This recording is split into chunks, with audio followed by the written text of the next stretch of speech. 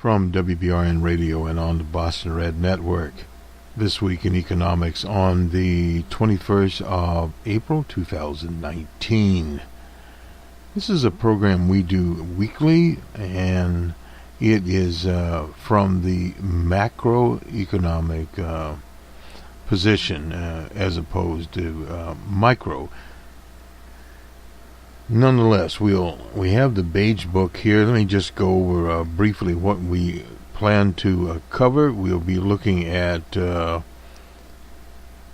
beige book, that is from all of the Federal Reserve districts and the local economy. Now, in those districts and the national economy as a whole, we'll be reading brief summaries, and we obviously will not read the whole beige book, but we will hit the highlights.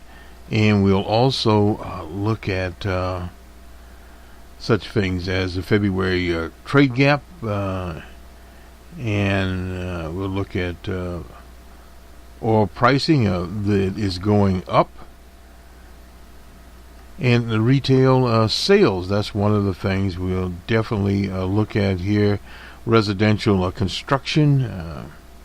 I'm just looking across some of the headlines we have here from Energy Information Agency. We'll be using them. We'll be talking about refineries and where they are, and we have retail sales here and some other things. But we'll start, let me just get a little bit of summary here on refineries, where they are going. This is why your pricing for petrol or gasoline is going up. There are some structural things going on. U.S. refineries. This is from Reuters. Plan major plant overhauls in Q2. That'll be in the summer months. Are planning a heavy slate of plant overhauls in the second quarter, with total production this month off about 8.5% compared with the start of the year, according to data. And we'll get to this in a minute from the U.S. Energy Information Service. Early spring and winter traditionally are heavy periods for U.S. refinery maintenance, but refiners are planning more upgrades than usual in the first half of 2019.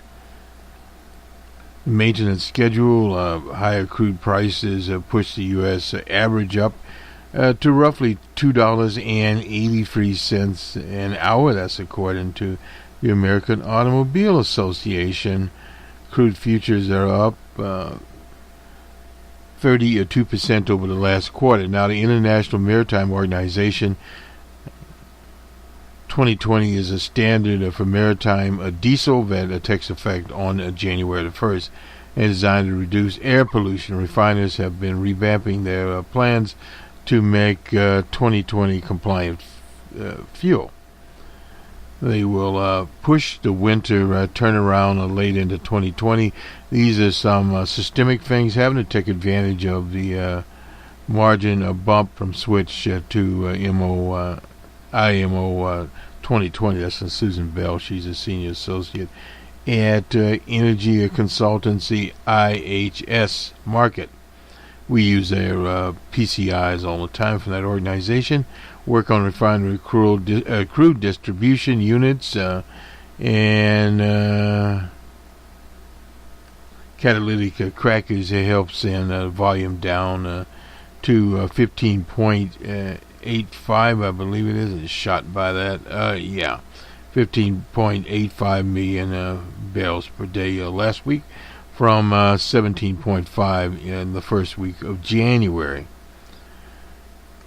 Exxon Mobil Corporation recently finished their CDU overhaul in 2 plants.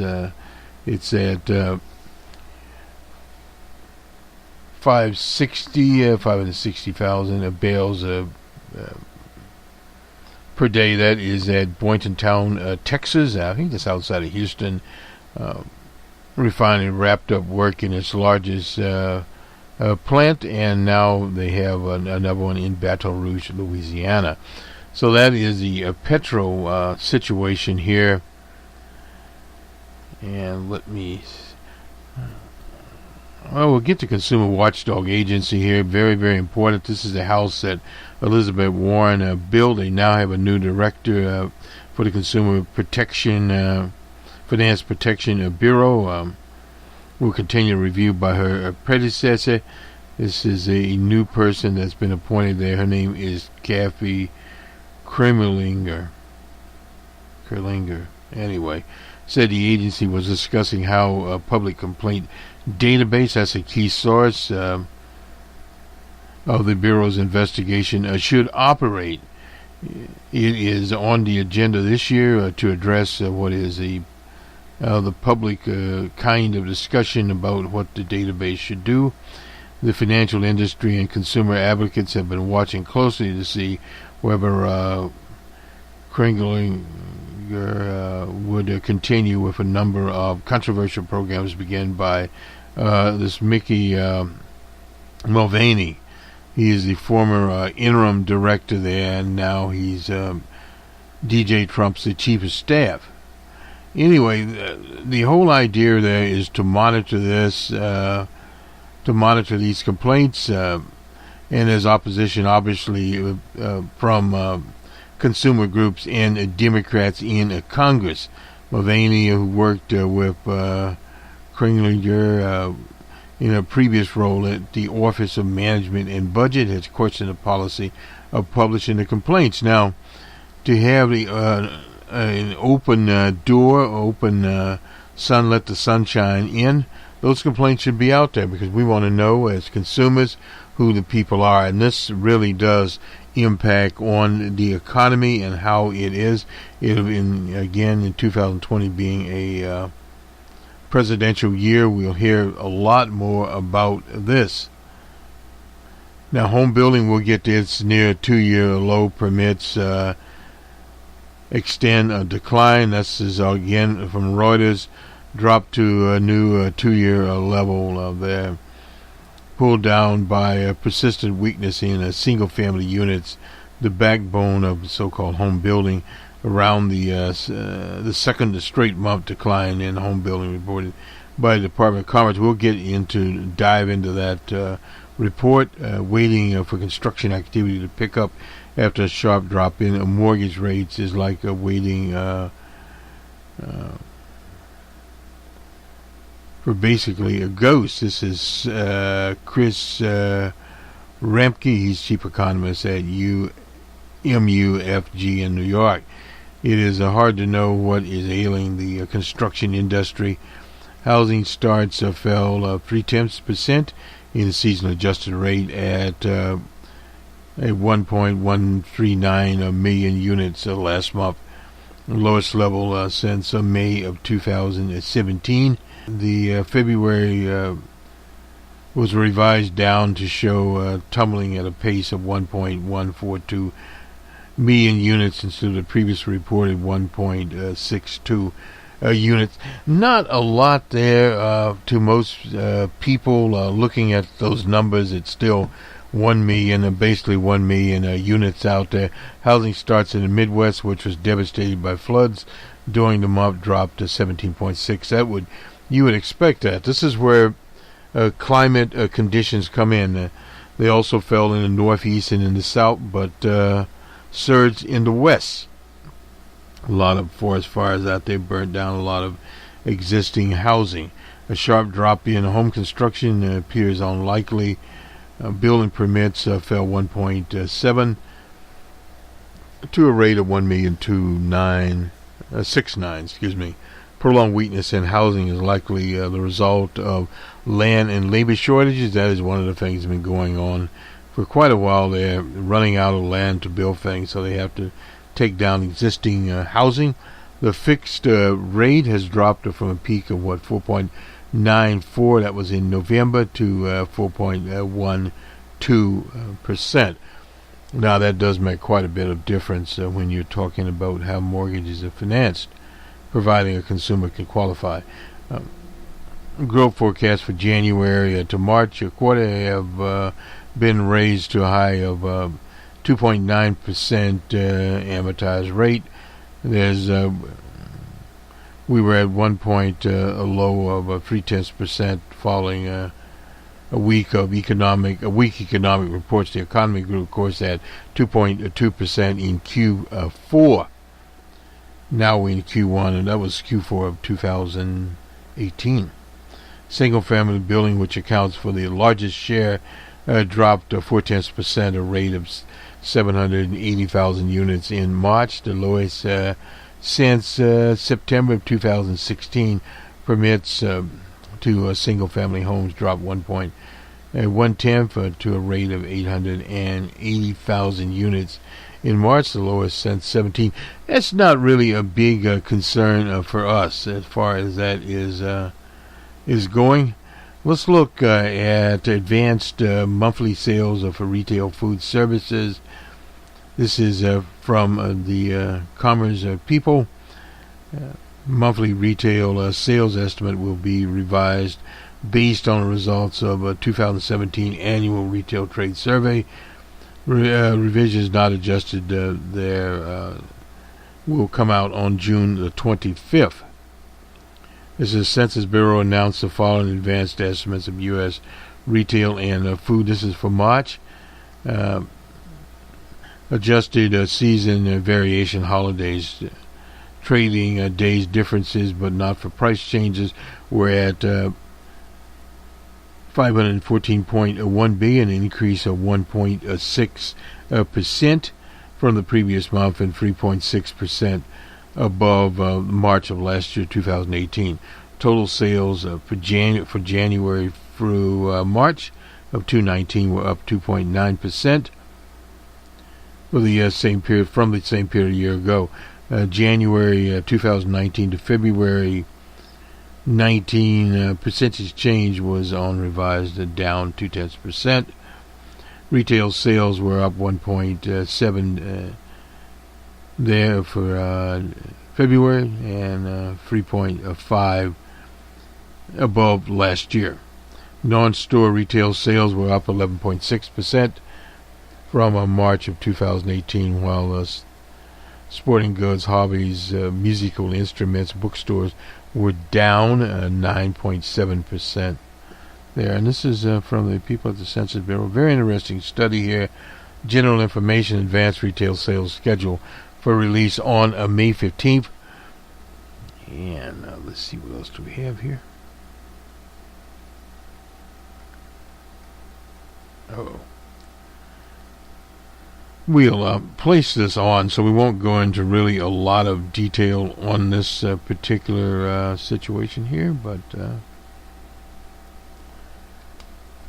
it is well done. They even talk about the API, Census Bureau's program interface, that lets developers custom applications to reach new users and key demographics. Now you can go to developers here, and we'll have to look at this particular situation here.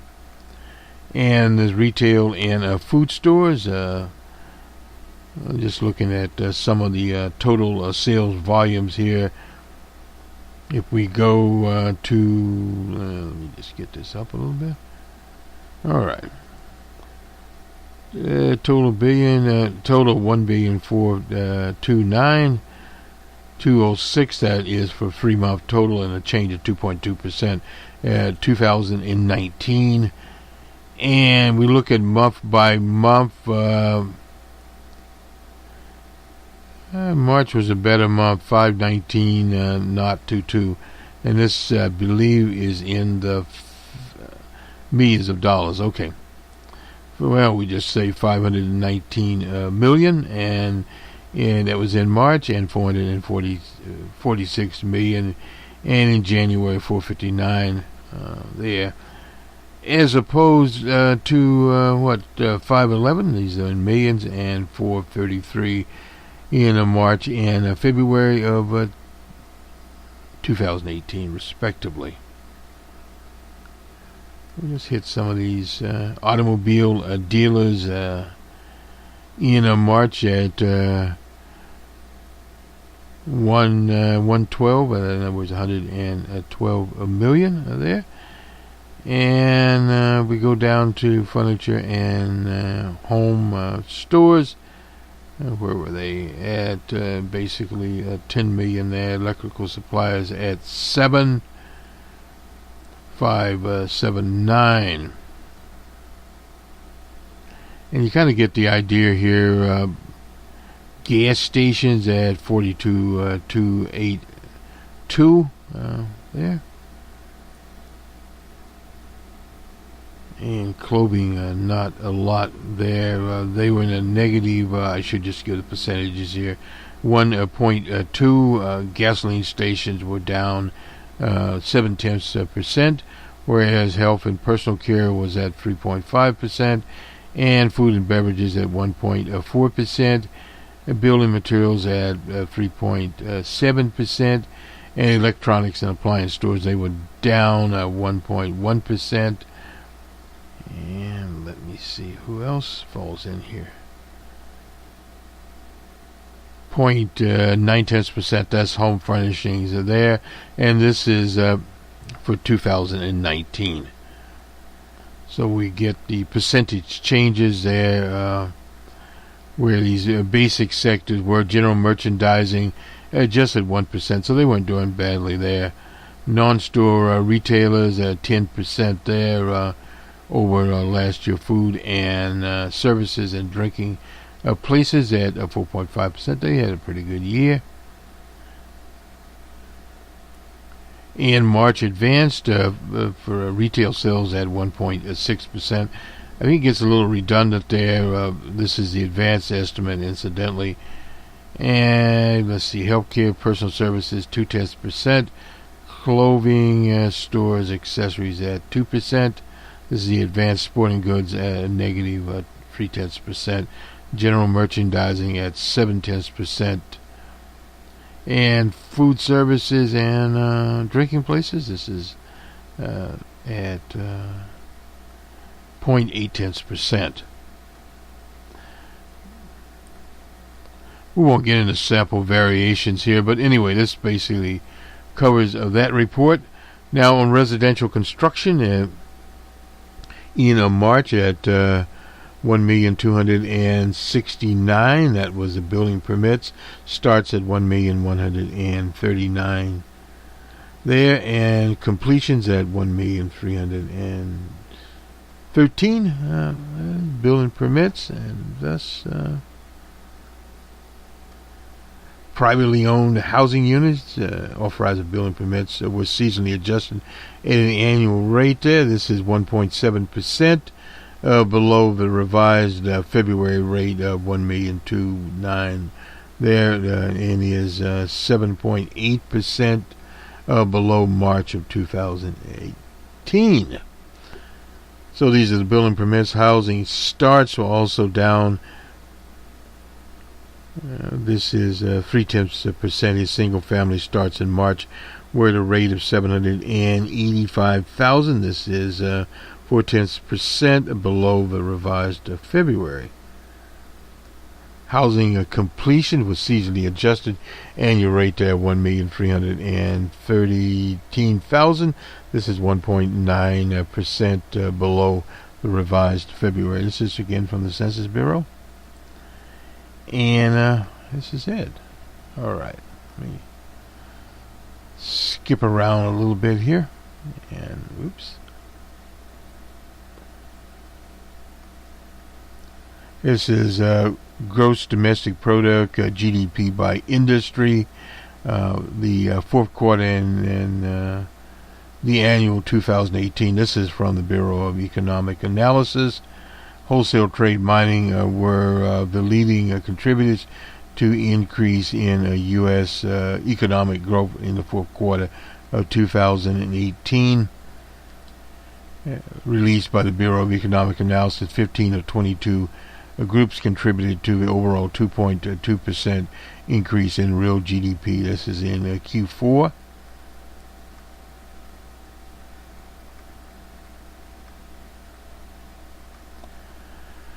Growth slowed in Q4 to 2.2% from 3.9%, which was an outliner. In Q3, finance and insurance were leading contributors to deceleration, with real value added to the group. decreasing at 6.2% in Q4 after increasing 5.5% in Q3. Retail trade decreased by 2.5% in Q4 after increasing 3.6% and was the second leading contributor to the slowdown. Construction decreased at 2.1% here, and let's see what else we had. Economy-wide, real gross output, principally a measurement of industries' sales or receipts, which includes sales to final users in the economy, GDP. Sales to other industries, intermediate inputs, increased by 2.3% in Q4. This reflects an increase of 1.5% for private good producing sector, 2.9% for private service sector, and 0.8% for the government sector. Overall, 18 to 22 groups that contributed to the increase in real gross output. And we'll put these on. For mining increase, this is mining there 9.5% in Q4 after increasing at 12.7% in Q3. Fourth quarter increases were primarily attributed to oil gas extractions. Information increased at 5.3% after increasing 6.8%, reflecting an increase in data processing, internet publishing, and other information services. Finance and insurance increased to 5.1% after increasing 1.3%. The fourth quarter growth primarily reflects an increase in securities and commodity contracts and investments. Real GDP increased at 2.9% in 2018. That is from 2017 annual levels to 18. Private goods, service producing sectors, as well as government sectors contributed to it. Growth was widespread in 19 of 22 industrial categories. Information services, real value added, increased at 8.5% in 2018 after increasing 7.1% in 17, reflecting an increase in data processing, internet publishing, and other information services. Professional, scientific, technical services at 5.5% after increasing 3.4%. This was the largest increase since the Depression, which was in 2008. Durable good manufacturing increased at 5.4% after increasing 3.2%. Growth primarily increases in motor vehicles, bodies and trailers and parts, as well as computer and electronic parts. The next release, incidentally, of this will be the 19th of July. So we'll have to wait a bit on getting this. And you can look at various operations here. If we look at the private industry, agriculture, forest, and hunting, and they were negative 4.8 in 17, negative 4.1. They haven't been doing very much. Mining at 5.5 in 17, 5.5 1.5. I'm going up here in 218, so it hadn't changed. Construction at 0.8%, and in 17 and in 18 at 2.9%. Durable goods 5.4% in 218 as opposed to 3.2% there. I'm not batting 100 here. Anyway, in 217, retail trade was at 4%, and it dropped to 3.9%. Not much of a drop there, just 0.1% there. Healthcare and social assistance was at 2.3 and 3.2 in 218, so it actually was a rise there. Arts, entertainment, recreation, accommodation, and food services 1.8 in 17 and 1.1. It did drop 1/10 in 218. Arts, recreation. Let me see if I can get over here. 3.6, and it dropped to 2.1 in 18 as opposed to 17. Government Overall at 7/10, and nothing but not. Then there was 0. Federal government at 3/10, and it was a negative 4/10 in 2/18, and state and local at 2/10, and actually they had a little better day, 1.3 there. So that is that part of it there. The trade gap at 49.4 billion. This is in February of 2019.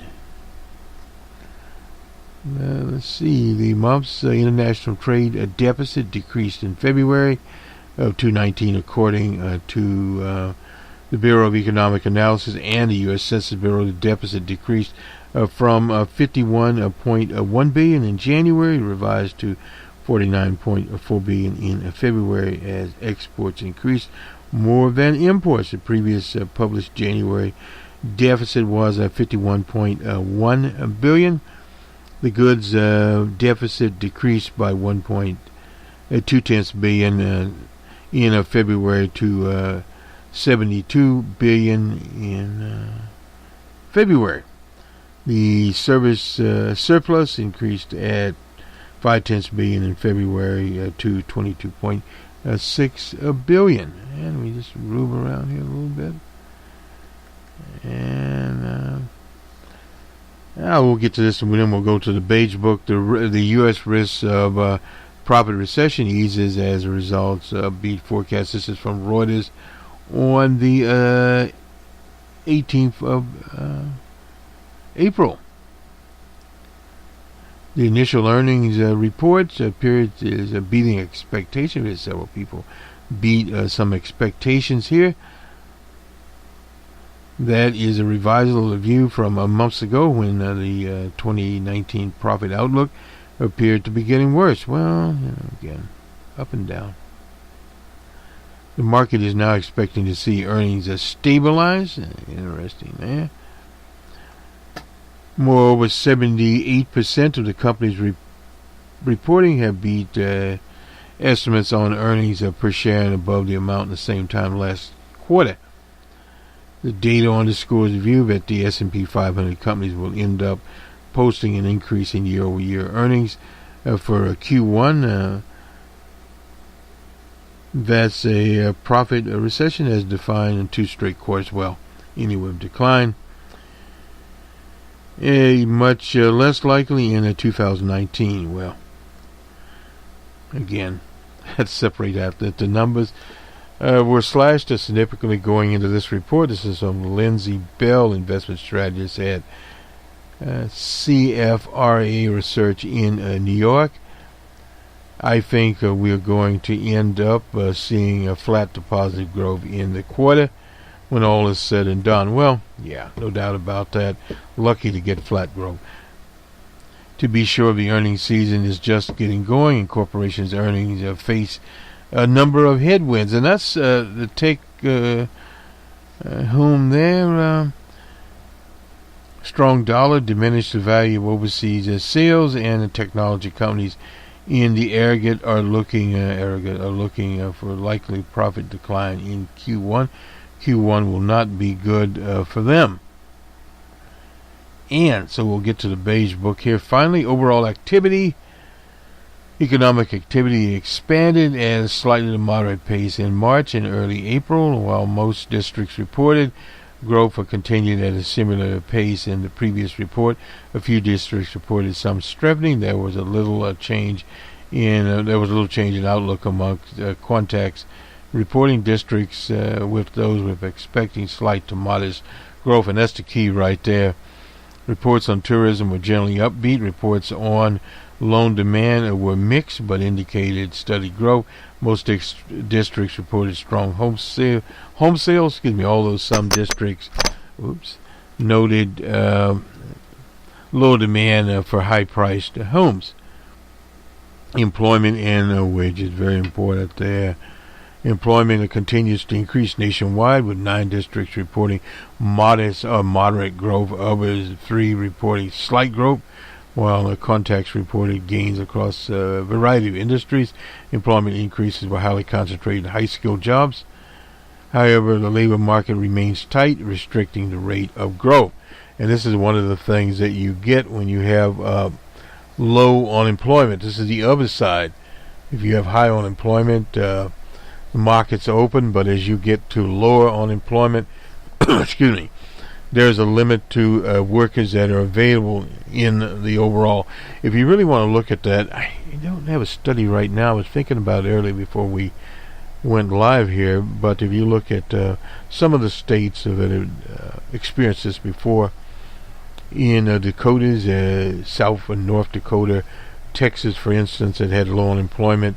In fact, the Governor Perry at the time talked about that, but that's a different type of state. They were primarily still an energy state, and of course the drop or increase in prices affected them, and other things affected them also, so it was a bit different. However, the labor market remains tight. We had many districts reported that firms had offered perks such as bonuses, etc. That has been offered before. It does work for a while, but it sort of evens out. Wages for both skilled and unskilled positions generally grew at the same pace as early this year. Prices have risen modestly since the previous report. Input costs increased modest to moderate. Tariffs, freight costs, rising wages were often cited as a key factor there. Changes in material costs were likewise mixed. Construction firms across most districts needed reported net increase in material costs. One of the problems there with housing, it just costs more. So as a summary here in Boston, we'll start out. The economic activity continued to expand, although manufacturing side at a slower pace. Even as the labor market remained tight, wage increase were modest. Price increase were mostly modest, and although some contacts said they continued to fear an impact on tariffs, aside from manufacturing, outlook remained positive. And on to New York. Activity growth slightly in the latest report. The labor market remains exceptionally tight. Wage growth was steady. The pace of both input price and selling price increased slowed considerably. Consumer spending and tourism were somewhat weak, and that is that they depend on this. On to the city of brotherly love, Philadelphia. On balance, business activity resumed at a slight pace of growth during the current beige book period, following a brief pause in the prior period. Weak global demand and trade uncertainty constricted expansion, while a tight labor market constricted hiring and spurred wage increases. Inflation remained modest, and firms remained positive about the 6-month outlook. On to St. Louis, the gateway to the West, or at least it used to be. Economic activity has improved slightly since the previous report. Bankers indicated a modest increase in loan volume. Retailers noticed an increase in price pressure that they expected to pass along to consumers. Farmers expressed concern over flooding in the Mississippi Valley. Cleveland. Economic activity in the district increased modestly. Residential, non-residential, construction, professional, and business service firms saw the greatest demand growth. Other sectors saw muted demand. Firms expanded employment moderately, and wages climbed moderately. A range of industries selling prices rose modestly despite deceleration of material costs.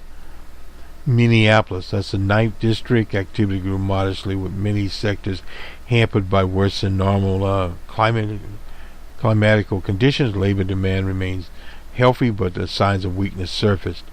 And you'll see some of this because when you get shortage of workers, your unemployment rate is in the lower threes, then there's some problems. However, flooding in parts of the district was a concern for weakness in the farm sector. On to Richmond. Regional growth modest overall, with expansion reported Across most industry sectors, trucking companies saw demand return to strongest level after a slow start in the year. Overall, manufacturing and non-financial services saw modest gains. Tourism was strong in recent weeks. However, some retailers reported sluggish conditions. Kansas City. Expect additional growth in the months. Consumer spending was little change. Manufacturing activity rose modestly. Energy activity held steady, and while the district's farming conditions weakened, bankers noted lower overall loan demand in that district. On to Dallas, Big D. Economic activity expanded modestly with a pickup in demand seen in housing and financial services. Retail sales were flat. Growth in non-financial services slowed. Hiring continues at a modest pace, which pressure remains elevated. Outlook stayed positive and improved except for non-financial services. To Atlanta, district grew modestly there. The labor market remains tight. Wages increased on balance. Non-labor input costs were mostly subdued. Retail sales grew modestly. Tourism remains robust. Manufacturers noted increase in new orders, and production inventory improved. Banking activity was stable. Chicago. Employment increased modestly. Business spending and construction, real estate increased slightly. Consumer spending, manufacturing with little change. Wages and prices rose modestly. Modestly is the key there. And financial conditions improved slightly. Farmers continue to be challenged by low crop prices. To San Francisco, this is the 12th district, continues to expand at a modest pace. Labor conditions remain tight. Price inflation was unchanged. Sales of retail goods increased modestly, and activity in consumer and business services sector increased modestly. Conditions in manufacturing sector modestly there. Activities in residential real estate market expanded modestly. Commercial activity was robust. Lending was mixed. And I think we've summarized all the districts here. Yes, we have indeed. And we went into Boston. We won't go into it again. We'll just put it up there. But tourism, all retail contacts, even for this round, covering late February, early April, reported the same store sales grew by low to medium single digits year over year. Consumers were in a buying mood. Capital spending plans were modest, though one firm noted that it was deferring some discretionary maintenance because the construction costs were up 20%. This is in Boston. The automobile industry contact reported that sales in Q1 19 were lower than Q4 of 2018 year over year. Comparisons were negative, as sales during President's Day weekend were down compared to last year. Dealers were reportedly a bit nervous about the outlook, citing threats to rising tariffs on automobiles. You'll see this coming in at the end of April. Domestic air travel to Boston was up 3.6% year over year, and imagine because of the Boston Marathon and other things, while international traffic was up 10.1% year over year. Let me just check our time here and see where we are. Okay, we're in pretty good shape now. We're trying to get these broadcasts a little bit. Let's go now to the BBC, and we'll get the latest there and do the markets. Okay, oh boy.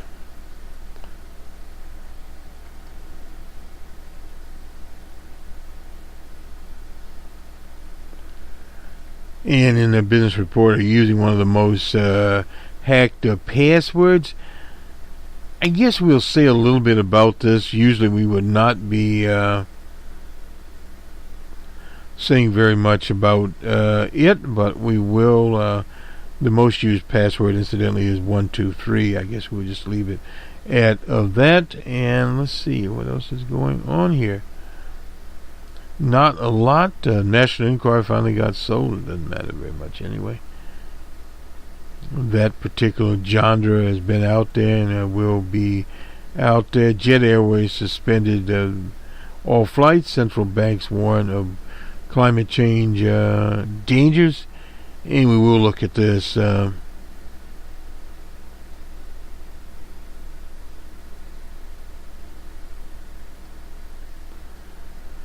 Because in more and more of the models now, climate change is factored in. The heads of two major central banks have written a stark warning about financial risks of climate change. Mark Carney, he's at the Bank of England and also in France. He used to be in Canada. Set out the dangers, and in France, what is his name? They have Villeroy Gilha. Hopefully we got his name right. But anyway, nonetheless, if some companies and industries fail to adjust to this new world, they will fall to exit. They wrote the letter co-signed by the chair of the Climate Focus Network for greening the financial system. What does climate have to do with finance? In the letter published by the Bank of England, Carney and Viceroy de Gehard described the catastrophic effects of climate change already having an impact on the planet, such as blistering heat waves in North America, typhoons in Asia, etc. And went on to say that their immediate problem, this is a fiscal, caused by increasing frequency of climate and weather-related events. Transition, for example, when a business moves from a carbon-intensive industry and technologies in a sudden and disorderly way, their business models and asset values can end up taking a hit. Liability, when people or businesses claim compensation for losses suffered from either physical or transitional risks, which can have a huge impact on insurers. And Mr. Buffett and company there. So these are some of the things that are going on. And let me just see if this letter, if it's here, will...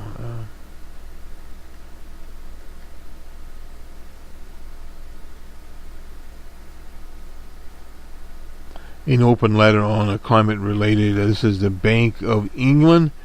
And from the Bank of England, Mr. Carney there, and Banco de France, Viceroy de Gilhorn, chair of the Network for Greening the Financial Network. This is published on the 17th. We will go ahead and append this because we want to get it out to people. Very, very important letter there. Nonetheless, now we'll get back to the business and we'll do the market. You start to see more and more of climate change coming in.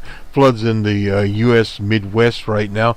The FTSE, the change there was 0.15% in the negative. And in Amsterdam, 0.60% in the positive. In Paris, they were at 0.31% in the positive. DAC in Frankfurt was at 0.57 in the positive there.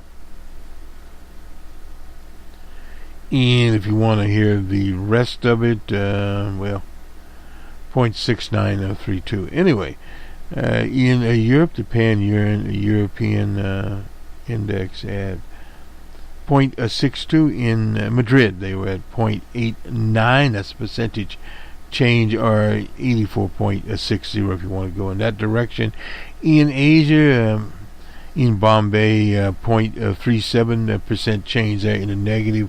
Hang Seng was at 0.54% in the negative there, and the Nikkei at 0.50 in the positive there. And we'll skip back a bit to we'll find them sooner or later. The Dow was at 0.42% change there in the positive. The Nasdaq at not 0.2% in the positive there, and the S&P 500 at 0.16%. That was a change there, the S&P 500. And let us go to commodities. The change for Brent crude futures at 0.49%, resting at $71.97. That's plus 35 cents. West Texas crude, the percentage change was 0.31 at $64.07. T-Boone Picking is jumping for joy, even as his retirement. And gold, nada, no change there. On the Forex at $1,276.50. So that's what we get there. And let me just check out our petro here and see where we are. We haven't done this in a while. But we'll go to Gas Buddies, the cheapest prices there. And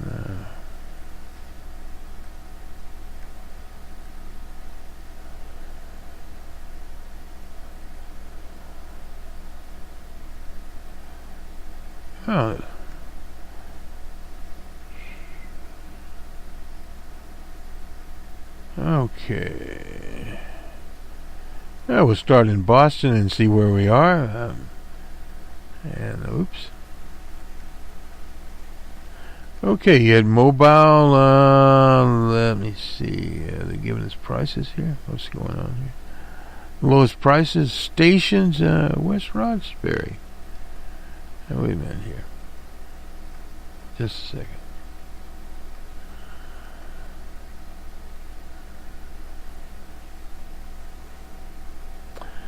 Okay, at a mobile station at West Roxbury, $2.59. A Stop and Shop, there's a work short action going there. We won't even give those characters. A Citgo, owned by the Venezuelan government, or was, $2.75 is the best there, and that is in Austin. Okay. Let's move on here. Back up a bit. Search by cities. We'll try to go out to Los Angeles. We'll jump a rope from the East Coast to the West Coast and see where we are in Los Angeles. Arco, $3.76. That's in Los Angeles. And basically, if you go to Unicon, etc., all over there, Arcos, yeah. So you can pay $3.79. That's the best you're going to be able to do. And let me see if I can. No, you can't. This is all Los Angeles. Wait a minute here.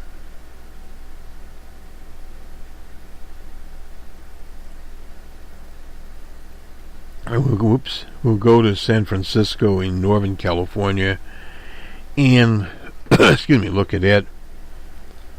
And Arco, same basic thing, $3.79. That's in San Francisco. So we don't need to. New York City.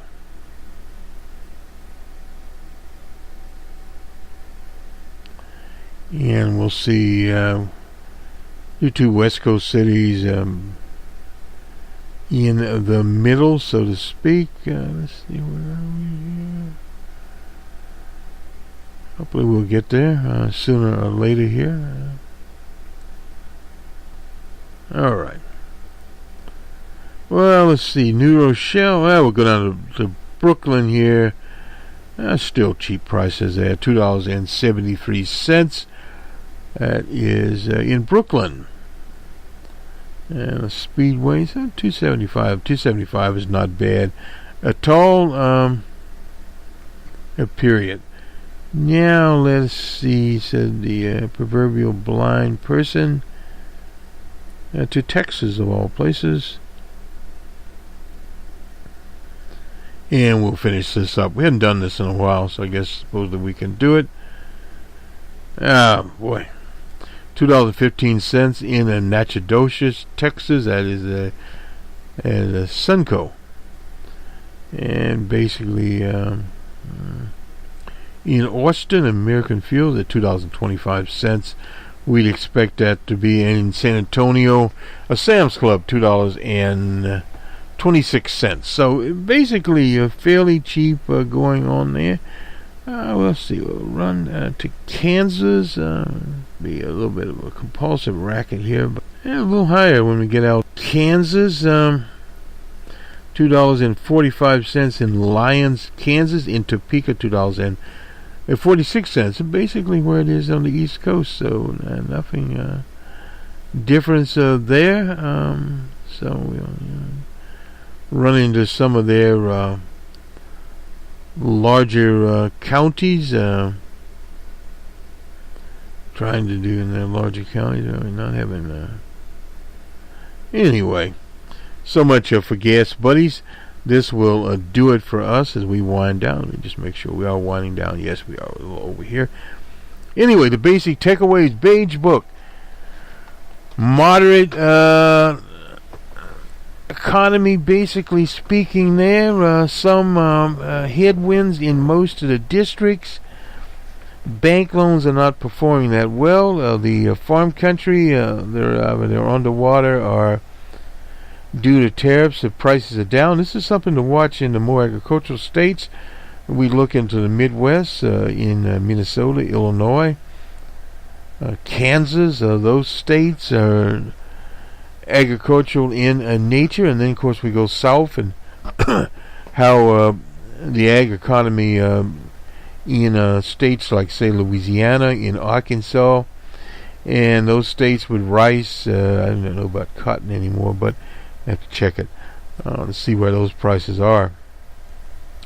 They have mechanized cotton picking machines. They've gotten out of the human cotton racket a long time ago, but there are prices there. And how about trade with Mexico? The replacement NAFTA treaty is not going as well as it could be expected, on track to get approved. There's some problems in the Congress, particularly with labor pressures in Mexico.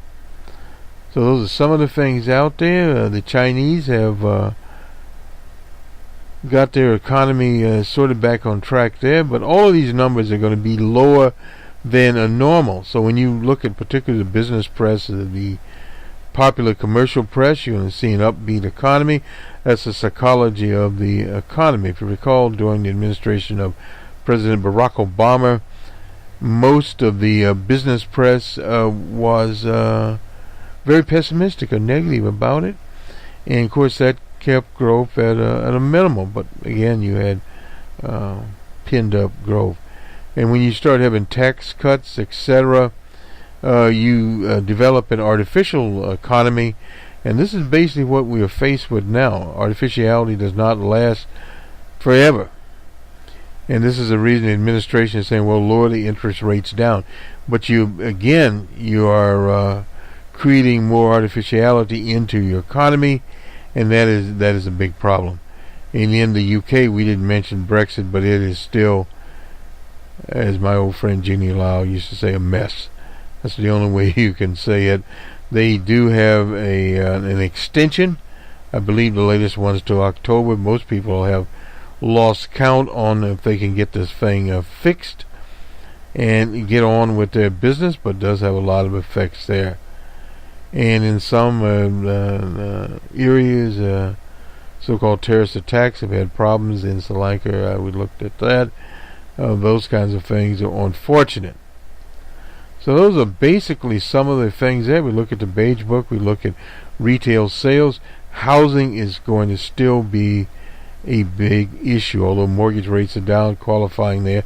Supply of houses, labor shortages, not enough technicians out there in most areas. Then you have such things as land overdevelopment that was not properly planned, more and more of that. And then you also have in urban cities, even like South Bend, there's a concentration in downtown areas to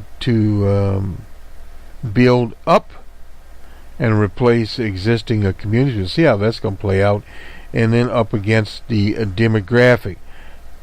Healthcare is doing okay, but there needs to be a more democratic form of healthcare. And we at this mic have endorsed a Medicare for all single payer that will take some of the strains off, allowing Medicare to buy in bulk like their drugs, like the VA does. That will cut down on some of the costs. And also preventive care, it always costs more on the front end, but on the back end, eventually over 10-year periods, the cost declines. And that would be in sync with growth projections declining in the 2000s.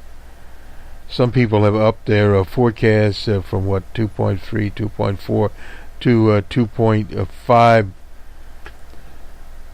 there, and somebody came out and said, well, we won't have a recession for 10 years. That is fatuous, no doubt about that. No one is going to make that type of forecast. You won't have a recession for 10 years, or was it 12 months? Or maybe 12 months. Well, anyway, whatever. You can't do that or for a year.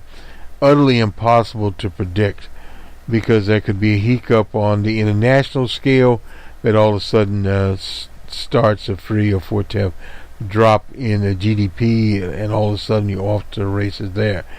And also, when you overextend you juice, to use not an economics term there, but when you're running an economy that is not at its normal rate of growth, you run the risk of other things happening to you. If you're trying, in other words, to run a 3.54% GDP, you can't sustain that quarter over quarter. Utterly impossible. Such as you can't sustain 300,000 jobs per month. More than likely you get down as you just slack is out in some places. So-called slack is out. You're down at 3.5%. There's a big problem sustaining that rate. So you're going to have we have a seesaw model. You go up and down. Do you reach the average of 200,000 jobs, or do you go below it and have 20 or 30,000 jobs? Yes, you're going to have outliers there. And climate, so pay very attention to this climate change letter from the central banks of France and of the United Kingdom, because they are moving in the right direction. Continual floods in the Midwest, Arctic vortexes in Chicago, those things coming down from Canada all cause problems. Pipeline spills. Then we have typhoons, hurricanes, etc. All these wildfires in the West. All these things cost money, and they take input out of the economy, and the input in is many times less. Now, obviously, if you have like Paradise, California, where the whole town burns down, you'll have to rebuild it. But will you rebuild it? What will be the cost of rebuilding? And from the federal situation, the disaster agency needs increased funding, because you need, the example would be what happened in Puerto Rico. They have not got that financial situation straight yet, and they have parts of Texas, Louisiana, etc., to get those rebuilt. And all of this will require a capital investment. Have a good week, everyone, and happy holiday. I guess it's Easter holiday, Passover, all those holidays running there, and some of us follow the Easter Bunny. For those in business, make next week a productive one. I don't know how Easter sales went. It used to be people bought clothing for Easter. I'm not sure if that is much. We'll look at it and see. And for the consumer, the eyes are obviously on the prize. We just went over some of those type of anecdotal information there.